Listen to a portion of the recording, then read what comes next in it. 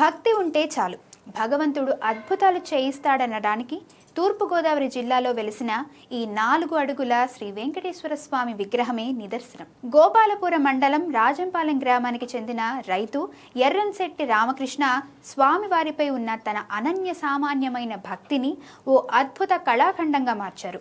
సుమారు 1.08 లక్షల చిల్లర నాణేలను ఒక్కొక్కటిగా పేర్చి సుందరమైన నారాయణుడి విగ్రహాన్ని తీర్చిదిద్దారు. దాదాపు 1.50 లక్షల విలువైన ఈ నాణేల విగ్రహం దివ్య మంగళ స్వరూపంతో భక్తులను కట్టిపడేస్తోంది. ఈ అపురూప విగ్రహాన్ని రూపొందించడానికి రామకృష్ణ గారు ఏకంగా 65 రోజుల పాటు కఠోరంగా శ్రమించారు. కేవలం నాణాలే కాకుండా స్వామివారికి వెండితో చేసిన తిరునామం, శంఖు చక్రాలను కూడా అమర్చి ఆధ్యాత్మిక శోభను రెట్టింపు చేశారు.